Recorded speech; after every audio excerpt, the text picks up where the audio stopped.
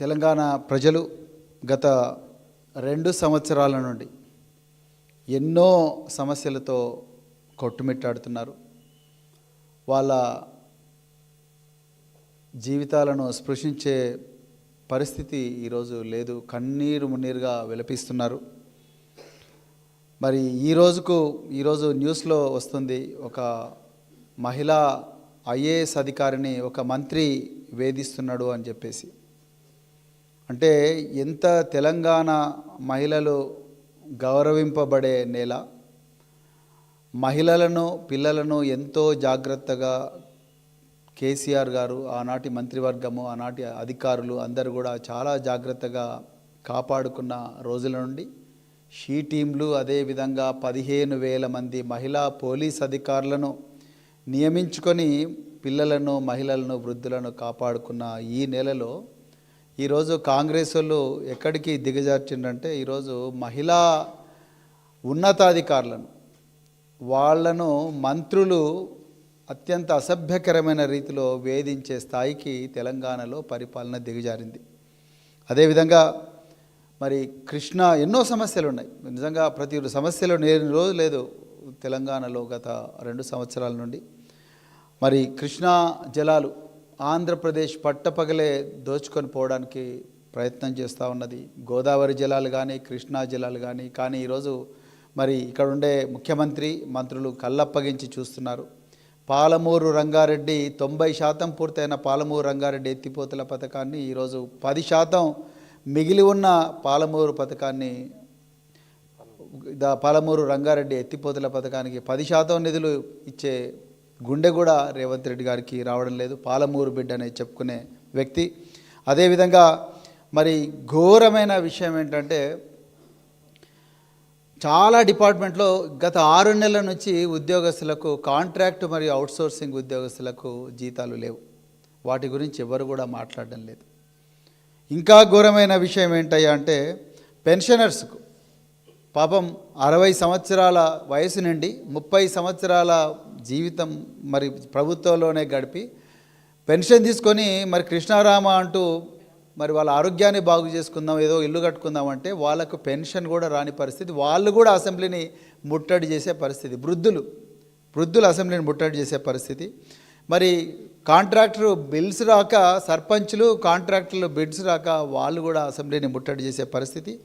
ఇంకా ఘోరంగా ఏ చెవెళ్ళ సాక్షిగా అయితే దళితులను, గిరిజనులను మేము కాపాడుతామన్నారో అదే దళితులను కస్టడీలో ఘోరంగా చంపిన పరిస్థితి. కోదాడలో కర్ల రాజేష్ అనే అబ్బాయిని 5 రోజులు చిత్రహింసలు పెడితే అతను చనిపోయిన పరిస్థితి. మరి మొయినాబాద్లో బంజారాల ఇండ్లు ముఖ్యమంత్రి సోదరులే స్వయాన మరి వాళ్ళు కుట్రబన్ని కూల్చిన పరిస్థితి. ఇంకా ఎన్నో సమస్యలు.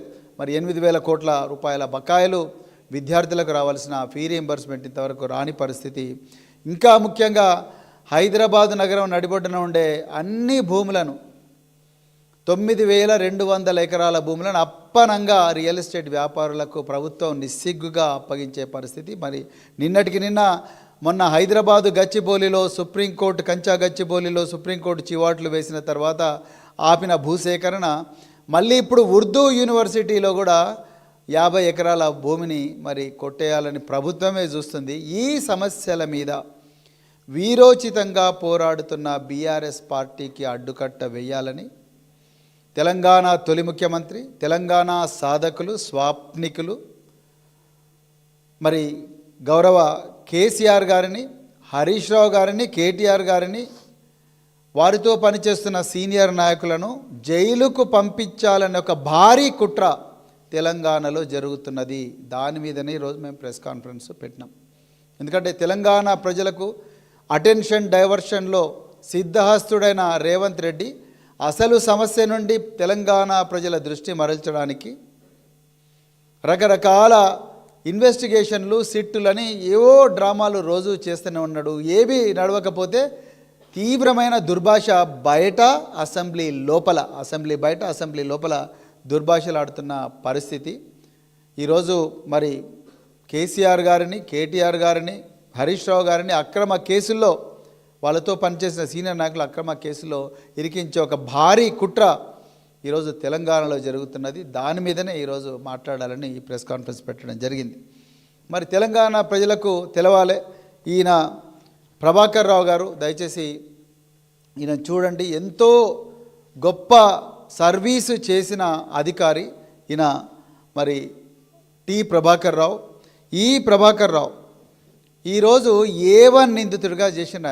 ఆయనకు వచ్చిన మెడల్స్ మామూలు మెడల్స్ కాదు.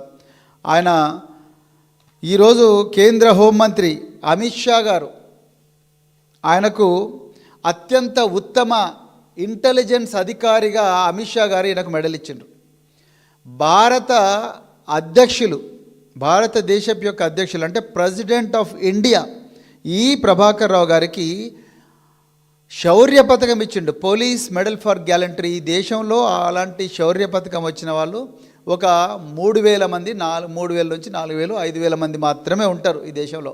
ఈ 75 సంవత్సరాల స్వాతంత్రం వచ్చిన చరిత్రలో అలాంటి వ్యక్తుల్లో ఒకడు మన ప్రభాకర్ రావు.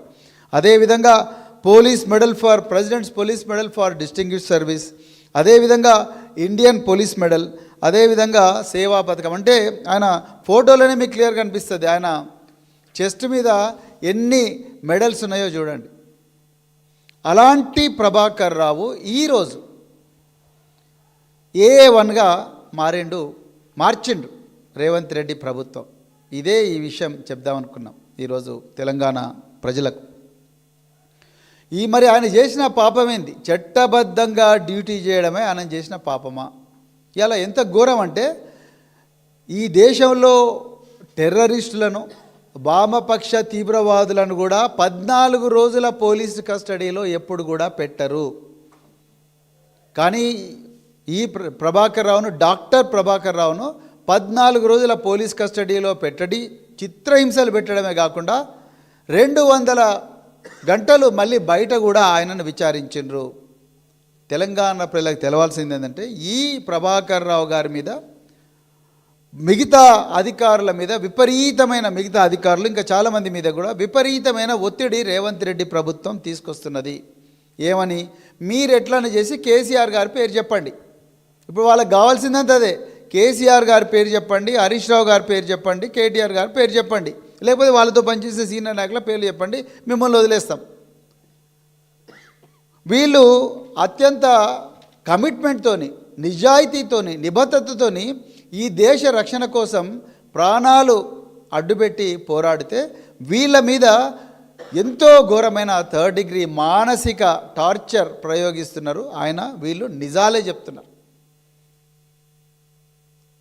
వీళ్ళు కేసీఆర్ గారి పేరు చెప్పడం లేదని, కేటీఆర్ గారి పేరు చెప్పడం లేదని, హరీష్ రావు గారి పేరు చెప్పడం లేదని ఇలా ఇంకొక ఘోరమైన డ్రామాకు రేవంత్ రెడ్డి ప్రభుత్వం తెరదీసింది.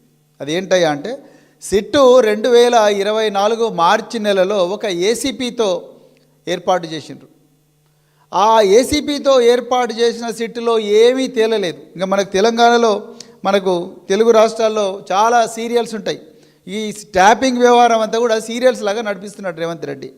కార్తీక దీపం, బ్రహ్మముడి, మరి మొగిలి రేకులు, మనసు మమత, చక్రవాకం, బిగ్ బాస్ షో, ఇక రాధమ్మ కూతురు, ఇట్లా రకరకాల సీరియల్స్ ఉన్నాయి కదా. ఇలాంటి సీరియల్స్ లాగానే ఈ ట్యాపింగ్ వ్యవహారం నడిపిస్తున్నారు. 2024లో మార్చి నెలలో దీన్ని రిజిస్టర్ చేసి, ఈ కేసును రిజిస్టర్ చేసి, దీని మీద సిట్ అనే ఒక సంస్థనేసి దానికి ఏసీపీని హెడ్గా పెట్టి, ఆ ఏసీపీతోని 350 మంది విట్నెస్లను వాళ్ళను జూబ్లీహిల్స్ పోలీస్ స్టేషన్లో విచారించి, అందులో ఆ విట్నెస్లో నేను కూడా ఒకరిని, జూబ్లీహిల్స్ పోలీస్ స్టేషన్లో విచారించి వీళ్ళకు ఏమీ తెలవలేదు అని చెప్పి క్లియర్గా ఏమీ రాలేదని నిరాశకు గురైనరు పోలీస్ అధికారులు. ఇదంతా కాదని మళ్ళీ కొన్ని ఛానల్స్కు మీడియా లీకులు కూడా ముఖ్యమంత్రి కార్యాలయం ఇచ్చింది. ప్రతిరోజు కూడా ముఖ్యమంత్రి కార్యాలయం మీడియా లీకులు ఇస్తూ ఉన్నది. సో దీంట్లో ఏమీ తెలవలేదని చెప్పేసి ఇప్పుడు 4